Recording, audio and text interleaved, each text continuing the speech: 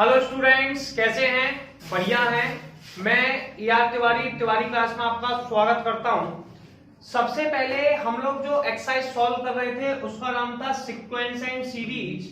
आज हम लोग एक्सरसाइज 9.3 को पढ़ेंगे जिसका नाम है जियोमेट्रिक प्रोग्रेशन। तो हम सबसे पहले समझेंगे जियोमेट्रिक प्रोग्रेशन को, उसके बाद एक्सरसाइज 9.3 को सॉल्व करेंगे। तो सबसे पहले आपको समझना होगा कि जियोमेट्रिक प्रोग्रेशन होता क्या है। ठीक है, जियोमेट्रिक प्रोग्रेशन। तो आपने इससे पहले आपके लिए हम लोग एक्सरसाइज 9.1 जिसमें आप सीरीज पढ़ चुके हैं और सीक्वेंस पढ़ चुके हैं, सीरीज और सीक्वेंस। जियोमेट्रिक प्रोग्रेशन यानी कि जीपी 9.2 में आप अरिथमेटिक प्रोग्रेशन पढ़ चुके हैं। अरिथमेटिक प्रोग्रेशन में हमने क्या पढ़ा था? जब सेकंड वैल्यू में से फर्स्ट वैल्यू का घटाते हैं या सब्सट्रैक्ट करते हैं, थर्ड में से सेकंड को घटाते हैं तो इनका जो डिफरेंस है वो सेम आता है, और जब डिफरेंस सेम आता है तो हम लोग क्या कहते हैं? Arithmetic progression.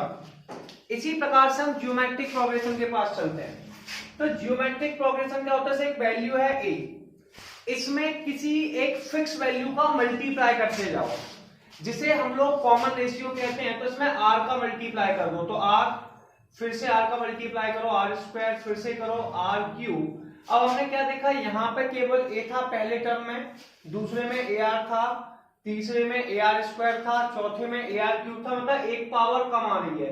तो n टर्म्स हो जाता है a r की पावर n-1। ठीक है, तो ये आपके पास जियोमेट्रिक प्रोग्रेशन कहलाता है। यहाँ पे a को हम लोग फर्स्ट टर्म कहते हैं। क्या कहते हैं? First term. इसमें क्या होता है? जियोमेट्रिक प्रोग्रेशन में पहले अरिथमेटिक प्रोग्रेशन यानी कि एपी में सेकंड वैल्यू में से फर्स्ट वैल्यू को घटाते थे। जियोमेट्रिक प्रोग्रेशन में क्या होगा? सेकंड वैल्यू में फर्स्ट वैल्यू का डिवाइड दे देंगे। तो हमने ar में a का डिवाइड दिया तो r बचा। ठीक है, ar स्क्वायर में इसका डिवाइड दिया तब भी r बचा, ar क्यूब में ar स्क्वायर का डिवाइड दिया तब भी r बचा। तो ये सारी वैल्यू आपके पास r बची। r को हम लोग कॉमन रेशियो कहते हैं। क्या कहते हैं? Common ratio. अरिथमेटिक प्रोग्रेशन में इसे डिफरेंस कहते थे। डिफरेंस कहने का मतलब है कि उन्हें आपस में सब्सट्रैक्ट करते हैं। क्या करते हैं? आपस में सब्सट्रैक्ट करते हैं। ठीक है, आपस में सब्सट्रैक्ट करते हैं। मतलब डिफरेंस का मतलब है आपस में सब्सट्रैक्ट करते हैं, रेशियो का मतलब है डिवाइड देते हैं। क्या देते हैं? डिवाइड। तो हमारे पास दोनों वर्ड हो गए, डिफरेंस और रेशियो। तो हमें दोनों वर्ड समझ में आए। क्लियर है? इसमें हमें दो टाइप के क्वेश्चन सीखने पड़ेंगे। पहला हम सीखेंगे टर्म निकालना, दूसरा निकालना सम निकालना। ठीक है, इसमें हमें एक वर्ड निकालना होगा जिसके लिए हम nth टर्म निकालते हैं। क्या निकालते हैं? nth term. इसे हम लोग जनरल टर्म ही कहते हैं। अब आप कहेंगे जनरल टर्म क्यों कहते हैं? देखिए, जनरल टर्म इसलिए कहते हैं क्योंकि इसमें tn निकल आता है। क्या निकल आता है? tn। ये क्या सारी वैल्यू के लिए एप्लीकेबल है। tn बराबर होता है a r की पावर n-1। कभी भी कोई भी क्वेश्चन हमें टर्म निकालने की बोले, क्या निकालने की बोले? टर्म निकालने की बोले, तो उस समय हम फॉर्मूला लगाते हैं tn का। tn का फॉर्मूला होता है a r की पावर n-1। कितना होता है? a r की पावर n-1। इसके बाद ये होता है नंबर निकालना कि हम कौन सा नंबर निकाल रहे हैं। इसके बाद हम लोग निकालेंगे sum of n term, nth term, sum of n term. तो सम ऑफ n टर्म को, जैसे कि हम अरिथमेटिक प्रोग्रेशन में सम को Sn कह रहे थे, क्या कह रहे थे? Sn। वैसे हम जियोमेट्रिक प्रोग्रेशन में, ठीक है, Sn कहेंगे। तो Sn क्या होता है? a r की पावर n-1 या फिर r-1। ठीक है, या तो आप ये फॉर्मूला लगा लें या फिर आप फॉर्मूला लगा लें a 1 - r की पावर n अपॉन में 1 - r। तो आपके पास दो फॉर्मूले हैं, इसमें से आप कोई सा भी लगा सकते हैं। लेकिन हम थोड़ी सी कंडीशन बना लेते हैं कि इस फॉर्मूले को जब फॉलो करते हैं, वैसे दोनों में कोई फर्क नहीं पड़ता, दोनों सेम ही है, तब भी एक कंडीशन बना लेते हैं कि ये जब लगाना है जब r का मान 1 से बड़ा है, और ये फॉर्मूला हमें जब लगाना है जब r का मान 1 से छोटा है। यानी कि r ग्रेटर देन 1 है और यहाँ पर r लेस देन 1 है। ठीक है, तो हमें दो टाइप से बात क्लियर हुई कि अगर r का मान ग्रेटर देन 1 है तो Sn a r की पावर n-1 अपॉन में r-1। आर की वैल्यू लेस देन 1 है तो S n equal to a 1 minus r की पावर एन अपॉन में 1 माइनस आर। ठीक है, ये तो सम हो गए। फिर क्या हो गए? सम। तो सम के हमने दो फॉर्मूले पढ़ लिए, s n equal to a r की power n minus 1 upon r minus 1। दूसरा हमने ये पढ़ लिया। अगर हमें टर्म निकालना है तो टर्म को टीएन कहते हैं। टीएन का फॉर्मूला होता है ए आर की पावर एन माइनस 1 अपॉन में आर माइनस के 1। ये आपका टर्म का फॉर्मूला हो गया। किसका फॉर्मूला हो गया? टर्म का। तो आप जल्दी से यहां तक का स्क्रीनशॉट लेंगे, फिर मैं आपको न्यूमेरिकल समझाता हूं। अब हम लोग यहां तक कर चुके हैं, अब हम इसके आगे करेंगे। देखिए, सबसे पहले आपको दो तीन चीजों पर जो सबसे ज्यादा फोकस करना है। टीएन जो होता है वो एन टर्म होता है, और एन टर्म का फॉर्मूला होता है ए आर की पावर एन माइनस 1। ये आपका इंपॉर्टेंट फॉर्मूला है। S n sum of m term होता है, सम ऑफ एन टर्म होता है S n equal to a r की पावर एन माइनस 1 अपॉन में आर माइनस 1। दूसरा फॉर्मूला होता है S n equal to a 1 minus r की पावर एन अपॉन में 1 माइनस आर। इस तरीके से हमें सीक्वेंस और सीरीज में लगाना है। अब सुनिए, इसमें इंपॉर्टेंट वर्ड क्या है? एक तो हमें ए का मान चाहिए, एक आर का मान और एक एन का मान। अब आपको पता होना चाहिए ए फर्स्ट टर्म कहलाता है किसी भी सीरीज का पहला टर्म, आर का कहलाता है सेकंड वैल्यू में फर्स्ट वैल्यू का डिवाइड दे दो। आर का मतलब होता है रेशियो, रेशियो मतलब डिवाइड देना। आर का मतलब क्या होता है? एक बार फिर से रिपीट करेंगे, रेशियो। और रेशियो का मतलब क्या होता है? डिवाइड देना। तो हमें डिवाइड देना पड़ेगा भाई, डिवाइड देना है। क्या फिर थर्ड में सेकंड टर्म का डिवाइड दे दो, ऐसे आपको करना है। तो सबसे पहले मैं इसको थोड़ा सा रफ करूंगा और आपको समझाऊंगा कि मैं न्यूमेरिकल किस तरीके से यूज करते हैं। चलिए, ऐसे आपके पास सबसे पहला क्वेश्चन लिखा हुआ है, उस क्वेश्चन को थोड़ा सा फोकस करेंगे। Find the 20 term of GP. GP का 20 टर्म निकालना है। ये सबसे पहली वैल्यू को ए कहते हैं। ए का मान हमारे पास है 5 अपॉन में 2। ए का मान कितना है? 5 अपॉन में 2। अब सुनिए, कॉमन रेशियो निकालना भाई। कॉमन रेशियो क्या होता है? सेकेंड वैल्यू में फर्स्ट वैल्यू का डिवाइड दे देते हैं। कॉमन रेशियो क्या कहलाता है? सेकेंड वैल्यू में फर्स्ट वैल्यू का डिवाइड दे देते हैं। इसे आर कहते हैं। आर का मान है 5 अपॉन में 4 अपॉन में 5 अपॉन में 2। अब हम सभी जानते हैं कि फर्स्ट और फोर्थ वैल्यू का मल्टीप्लाई होता है, यानी कि 5 का मल्टीप्लाई 2 में हो जाएगा, 4 का मल्टीप्लाई 5 में हो जाएगा। ठीक है, तो हम इसे लिखेंगे 5 इंटू में 2 अपॉन में 5 इंटू में 4, सॉरी 5 इंटू में 4। 5 से 5 कट गए, 2 से 4 कटे तो 1/2 बचा। चलिए, इससे एक अच्छी बात क्या हो गई? आर का मान आ गया 1/2। कितना आ गया? 1/2। सबसे पहले वो हमसे पूछा था 20 टर्म निकालिए। क्या पूछ रहा था सबसे पहले? कि 20 टर्म निकालिए। तो क्वेश्चन में आपके पास लिखा था 20 टर्म, इसमें एक वर्ड और लिखा था जो मैं लिखना भूल गया, nth टर्म और निकालिए। क्या निकालिए? n term. तो उसने हमसे दो क्वेश्चन पूछे हैं। चलिए, सबसे पहले मैं tn का फॉर्मूला लगाता हूं nth टर्म निकालने का। n टर्म वगैरह क्या होता है? n टर्म बराबर होता है tn equal to a r की पावर n माइनस 1। tn का फॉर्मूला क्या होता है? जल्दी से एक बार रिपीट करेंगे। tn बराबर a r की पावर n माइनस 1। अच्छा, ये बताइए a का मान कितना है? सबसे पहले आपको बताना है a का मान कितना है। तो a का मान जो हमें दिया हुआ है वो 5/2 दिया है। कितना दिया है? 5/2। r का मान हमें कितना दिया है? 1/2 की पावर n माइनस के 1। ठीक है, ये आपका tn निकल आया। क्या निकल आया? tn। इसे थोड़ा सा और सिंप्लीफाई कर सकते हैं। 5/2 इसे हम लिख सकते हैं 1/2 की पावर n माइनस 1। हम सबने एक वर्ड पढ़ा है, अगर बेस सेम होता है, a की पावर m a की power n equal to a की पावर m प्लस n। ठीक है, तो पावर सेट हो जाती है। तो 2 पे जो है पावर 1 है, इस पे n माइनस 1 है, 1 इसके पास है, n माइनस 1 इसके पास है, दोनों को ऐड कर दो। 5/2 की पावर n माइनस 1 प्लस 1, 5/2 की पावर n आ गया। ये n टर्म आ गया। कौन सा आ गया? n term. अगर मुझे 20 टर्म चाहिए, अब मुझे दूसरी बार में निकालना है 20 टर्म। क्या निकालना है? 20 टर्म, यानी कि n का मान 20 हो गया, a का मान आज भी 5/2 है और r का मान 1/2 है। tn इक्वल टू क्या होता है?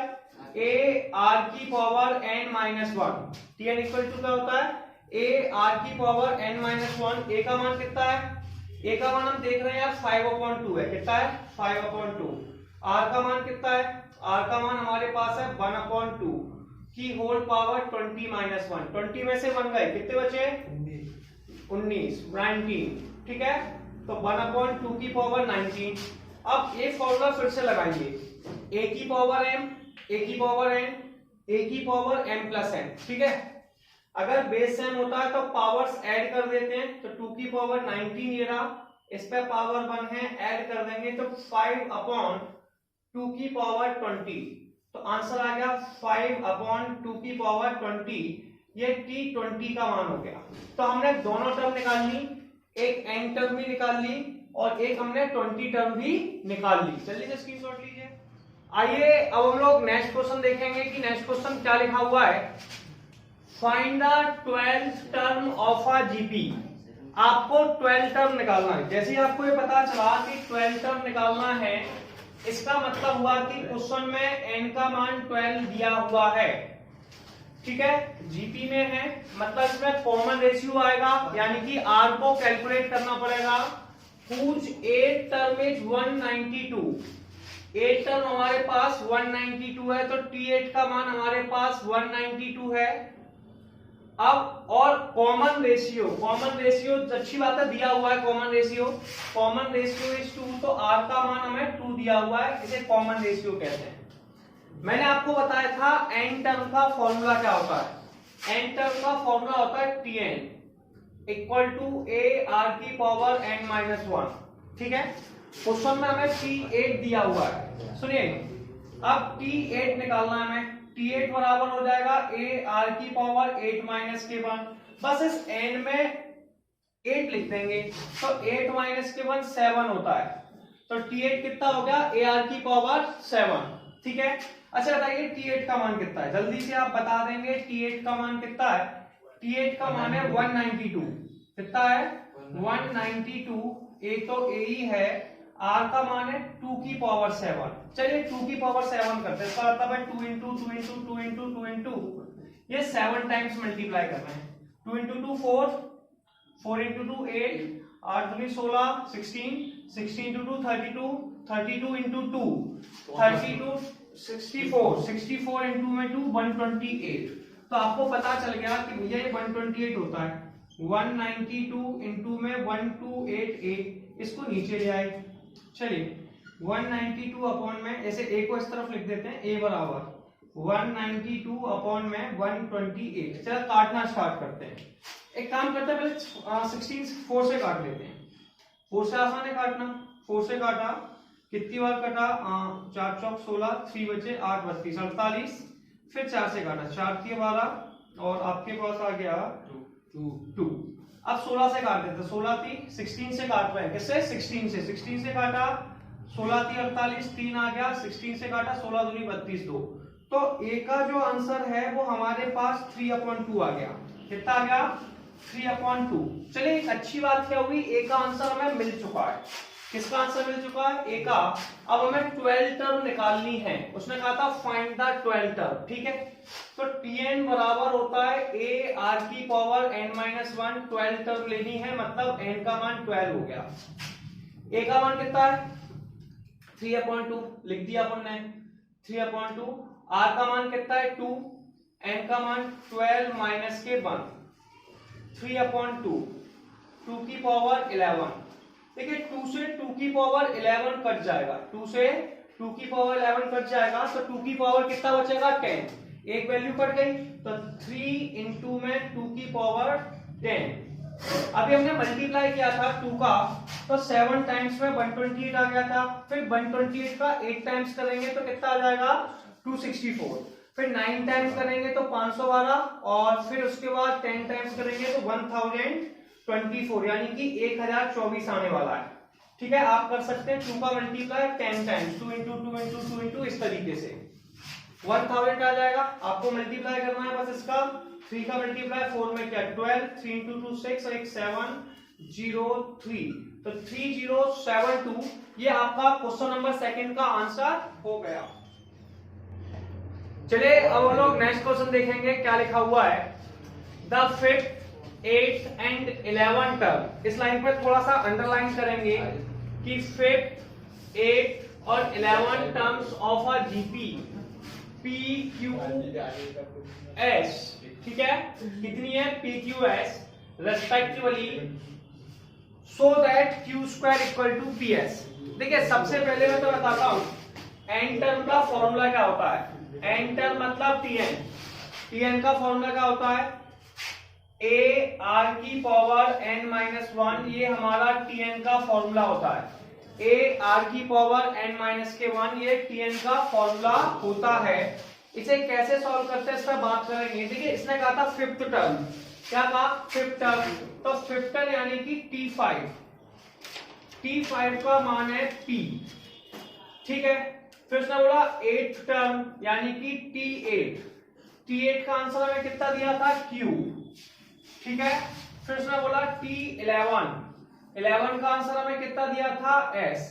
हमें एक चीज समझ में आई कि यहाँ पर Tn ए आर की पावर n माइनस वन होता है, मतलब हमें अगर 5 लिखेंगे तो ये ए आर की पावर 4 हो जाएगा। जिस टर्म को निकालते हैं आर की पावर उससे एक कम आती है, तो T5 का आंसर कितना हो जाएगा, ए आर की पावर 4, ये P हो गई।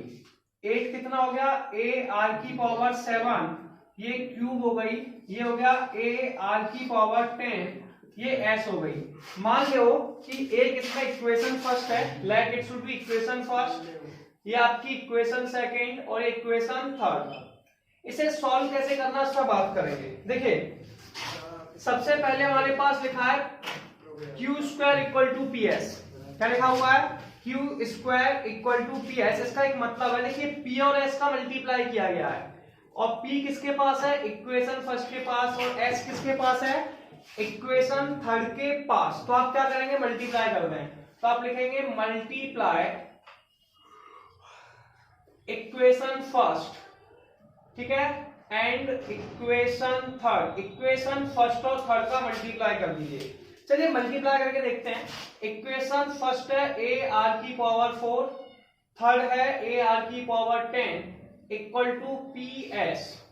ए का ए में मल्टीप्लाई किया, ए स्क्वायर आ गया, यहाँ आर की पावर 4 है, आर की पावर 10 है, दोनों हो गए आर की पावर 14, ये पी एस हो गया, ठीक है। अब सुनिए बीच में क्यू है वो ए आर की पावर 7 है, तो हम इसे लिख सकते हैं ए आर की पावर 7 का स्क्वायर। ए से हो गया ए का स्क्वायर, 7 का स्क्वायर 14, तो ए का इसमें करेंगे ए स्क्वायर, इसे ए आर की, ये पी एस के बराबर है। ए आर की पावर 7 किसके बराबर है, इक्वेशन सेकंड से, ये क्यू के बराबर है, तो क्यू स्क्वायर किसके बराबर हो गया, पी एस के। और इस तरीके से क्वेश्चन नंबर 3 कंप्लीट हो गया और ये हमारा प्रूफ हो गया। अब हम लोग नेक्स्ट क्वेश्चन देखेंगे कि नेक्स्ट क्वेश्चन में क्या लिखा हुआ है। क्वेश्चन नंबर 4 में लिखा है द 4th टर्म, इस लाइन पे थोड़ा फोकस करेंगे, the 4th term of a GP is square is second term. जो 4th टर्म है वो सेकंड टर्म के स्क्वायर के बराबर है। First term is -3, determine is 7th term. देखिए फर्स्ट टर्म हमारी -3 है, मतलब ए का मान -3 क्वेश्चन में दिया हुआ है, ये सबको पता चल गया। nth टर्म का फॉर्मूला होता है ए आर की पावर n-1। क्वेश्चन क्या कह रहा था कि 4th टर्म, 4th टर्म यानी कि T4, 4th टर्म यानी कि T4, बेटा T2 का स्क्वायर है, किसका स्क्वायर है, T2 का स्क्वायर है। 4th टर्म किसका स्क्वायर है, T2 का स्क्वायर है। तो सबसे पहले T4 देखिए, अब इस फॉर्मूले के अकॉर्डिंग 4th टर्म हो जाएगा ए आर की पावर 3, कितना हो जाएगा, ए आर की पावर 3। T2 कितना हो जाएगा, ए आर की पावर 2, इसका whole square, sorry a r का, इसमें पावर एक कम आती है, 4 है ना, तो ए आर का क्यूब, T2 है तो ए आर स्क्वायर, तो ये हो गया ए आर की पावर 3 स्क्वायर, का मतलब है दोनों पर है, तो ए स्क्वायर आर स्क्वायर, ए से ए स्क्वायर कट गया, आर स्क्वायर से पहले ए से हमने ए स्क्वायर काट दिया, आर स्क्वायर से आर क्यू काटा, तो आर बराबर ए आ गया, ठीक है। ए का मान हमें क्वेश्चन में 3 दिया हुआ है, इसलिए आर का मान भी, सॉरी ए का मान -3 है, तो आर का मान भी -3 आ गया। अब वो हमसे 7 टर्म निकालने की कह रहा था, determine its 7th term, specially 7 term पर हमने अंडरलाइन की। बेटा 7 टर्म का मतलब है कि हमें यहाँ पे पुट करना होगा n की जगह 7, तो t7 इक्वल टू a का मान कितना है -3, r का मान कितना है, r का मान भी -3 की पावर 7 -1, तो -3 की पावर 6 हो गया। इसको लिखेंगे -3 इंटू, इसको 6 टाइम्स लिखेंगे, -3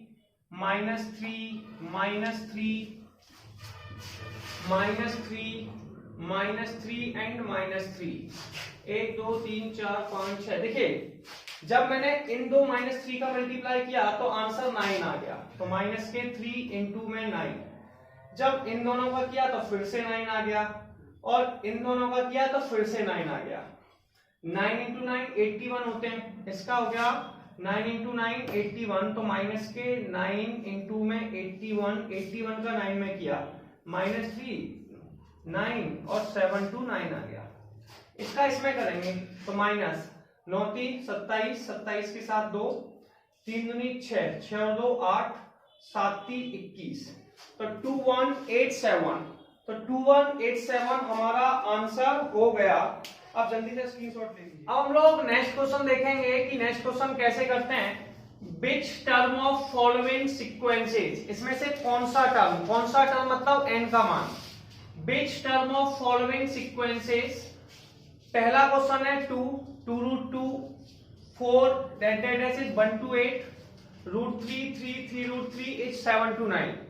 बिच टर्म का मतलब होता है हमें क्वेश्चन में n का मान निकालना है। किसका मान निकालना है, n का। तो देखिए सबसे पहली वैल्यू जो होती है उसे a कहते हैं, a का मान हमें 2 दिया हुआ है।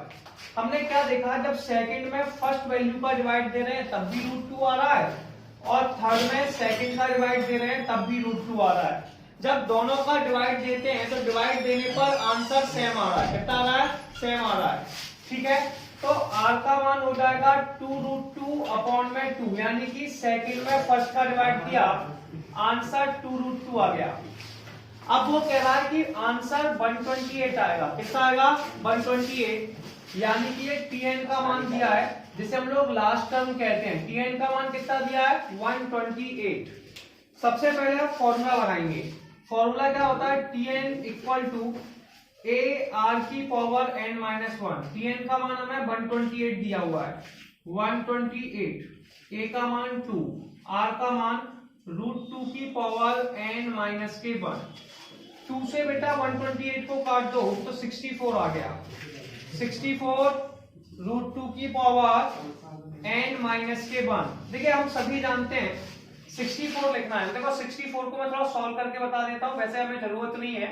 2 का दिया 32, फिर 2 का दिया 16, फिर 2 का डिवाइड दिया 8, 2 का डिवाइड दिया 4, फिर से 2 का दिया 2, तो 1 2 3 4 5 6, ये 64 को लिख सकते हैं 2 की पावर 6, ये आ जाएगा 2 की पावर 1/2। रूट का मतलब होता है पावर 1/2, n माइनस के 1। पावर से पावर मिल जाएगी तो 2 की पावर 6 किसके बराबर आ जाएगी, 2 की पावर n माइनस के 1/2 के। अब आप पावर्स को कंपेयर कर लीजिए। पावर कैसे कंपेयर होती है, सुनिए। ऐसे यहाँ पे पावर है 6 और यहाँ पे पावर है n माइनस 2, यानी कि 6 किसके बराबर होगा, n माइनस 1/2 के। 2 का मल्टीप्लाई 6 में कर दिया, किसमें किया 6 में, तो 12 बराबर हो गया n माइनस 1 के। 1 को इस साइड ले आए, n का मान 13 आ गया, कितना आ गया 13। तो ये पहला क्वेश्चन हमारा कंप्लीट हुआ। अब हम लोग सेकंड वाले पोर्शन के पास चल रहे हैं, उसको देखते हैं, उसे समझेंगे। तो देखिए उसमें a का मान √3 है। जैसे ही मैंने सेकंड में फर्स्ट का डिवाइड दिया तो 3 में डिवाइड देना है √3 का, √3 से 3 कट गए, √3 आ गया, कितना आ गया √3। ठीक है, और जो लास्ट टर्म होती है इसे tn कहते हैं, tn का मान 7 to 9 है। अब n टर्म का फॉर्मूला क्या होता है, n टर्म बराबर होता है a r की पावर n माइनस 1। tn का मान है 7 to 9, a का मान है √3, r का मान भी है √3 की पावर n माइनस के 1। अब आप ये समझ लीजिए कि 7 to 9 किसकी पावर होती है, चलिए देखते हैं। तो हम बताएंगे 7 to 9 में सबसे पहले 3 का डिवाइड दिया, 3 का दिया 2 टाइम्स, फिर ये बना 4, फिर आ गया 3, फिर 3 का दिया 8 और 1, फिर से 3 का दिया 27, फिर से 3 का दिया 9, फिर से 3 का दिया 3 और ये 3, यानी कि 1 2 3 4 5 6, 7 to 9 को लिख सकते हैं 3 की पावर 6। देखिए ये भी रूट है, ये भी रूट है, दोनों के बेस सेम है, और मैं कई बार बता चुका हूं कि a की पावर m, a की पावर n, a की पावर m प्लस n होता है। तो मैं इसको लिख दूंगा √3 की पावर n माइनस 1 प्लस के 1, क्योंकि इस पे जो पावर है वो 1 है। ठीक है, दोनों का ऐड किया, 1 से 1 काट दिया, तो 3 की पावर 6 इक्वल टू √3 की पावर n। ठीक है, रूट का मतलब होता है पावर 1/2, कितना होता है पावर 1/2, 3 की पावर 6, 3 की पावर 1/2 इंटू में n का मल्टीप्लाई 1/2 में करेंगे तो 3 की पावर n/2। पावर को पावर से मैच कर दीजिए, पावर कितनी है 6, यहाँ पावर कितनी है n/2, तो n/2 6 के बराबर है, 2 का इस साइड मल्टीप्लाई कर दीजिए, n का मान 12 आ गया। तो इस तरीके से हमारा सेकंड पोर्शन भी कंप्लीट हो गया। चलिए अब हम लोग नेक्स्ट क्वेश्चन समझेंगे, क्या लिखा हुआ है, विच टर्म ऑफ फॉलोइंग सीक्वेंसेस, इसमें से कौन सा टर्म मतलब n का मान। सबसे पहले a का मान है हमारे पास 1/3, जिसे हम पहली टर्म कहते हैं। ठीक है, दूसरा है r क्या करते हैं, सेकंड वैल्यू में फर्स्ट का डिवाइड दे देते हैं, तो सेकंड वैल्यू कितनी है 1/9, फर्स्ट कितना है 1/3, डिवाइड दे दिया 1/3 बचा, ये r का मान आ गया। लास्ट टर्म को हम यहाँ पर tn कहते हैं, क्या कहते हैं tn, तो tn means nth term, n term होता है 1/19683, ये हमें दिया हुआ है। अब आपको फॉर्मूला लगाना होगा, तो फॉर्मूला क्या होता है उस पर थोड़ा फोकस करते हैं। tn इक्वल टू होता है a r की पावर n-1, ठीक है, tn इक्वल टू होता है a r की पावर n-1। तो आप सबसे पहले tn में 19, अब सुनिए tn की वैल्यू कितनी है 19683, a का मान कितना है बेटा, a का मान है 1/3, r का मान कितना है 1/3 की होल पावर n-1, यस और नो।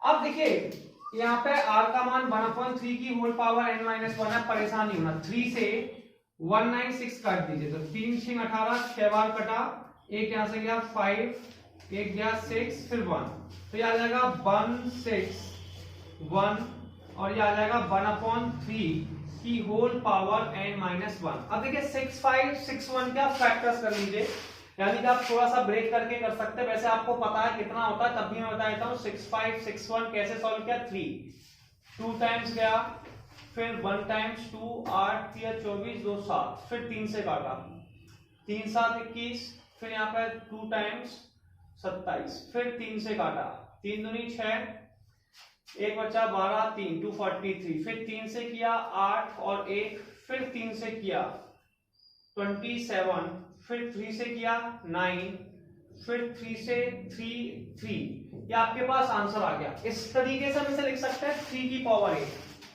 कितना लिख सकते हैं 1/3 की होल पावर 8, 1/3 की होल पावर n-1।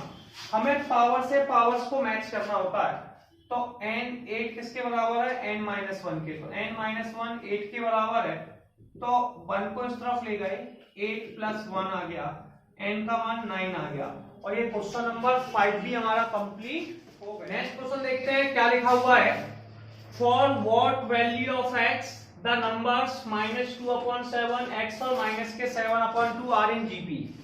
तो x की किस वैल्यू के लिए, सुनिए सबसे पहले किसी बंदे ने मुझसे कहा कि ABC in GP, ABC GP में है, तब मुझे कैसे पता चलेगा, क्या हिंट होगी, तो मैं थोड़ा सा समझाऊंगा आपको। इसमें मैंने बताया कि सेकंड वैल्यू में फर्स्ट वैल्यू का डिवाइड दो, तो b/a, ये r का मान होता है, और थर्ड वैल्यू में सेकंड का भाग दो, ये भी आपका r होता है। इसका मतलब ये हुआ कि b/a c/b के बराबर होता है, ठीक है। इसका मैंने मल्टीप्लाई कर लिया। क्या कर लिया? मल्टीप्लाई, इसका इस तरफ, इसका इस तरफ। इससे क्या क्लियर हुआ? बी का बी में किया, बी स्क्वायर बराबर ए सी। अगर कभी कोई नंबर ए बी सी आपका जीपी में है, किसमें है? जीपी में, तो आप कहेंगे बीच वाली वैल्यू का स्क्वायर फर्स्ट और थर्ड वैल्यू के मल्टीप्लाई के बराबर होता है। बीच वाली वैल्यू का स्क्वायर फर्स्ट और थर्ड वैल्यू के मल्टीप्लाई के बराबर होता है, ये हमें पता चला। तो बीच वाली वैल्यू कितनी है? x, तो x का स्क्वायर फर्स्ट और थर्ड के मल्टीप्लाई मतलब माइनस के 2/7 और माइनस के 7/2 के बराबर है। 2 से 2 कट गया, 7 से 7 कट गया, x स्क्वायर बराबर 1 आ गया। अब 1 को लिख सकते हैं 1 का स्क्वायर। जब भी स्क्वायर हटाते हैं आंसर किसमें आ सकता है? प्लस माइनस में। ठीक है, प्लस माइनस में, क्योंकि प्लस के 1 का स्क्वायर भी 1 होता है और माइनस के स्क्वायर का मान भी 1 होता है, तो x का मान आ गया प्लस माइनस के 1। ठीक है, तो ये आपके पास क्वेश्चन कंप्लीट हो गया। जल्दी स्क्रीनशॉट लीजिए।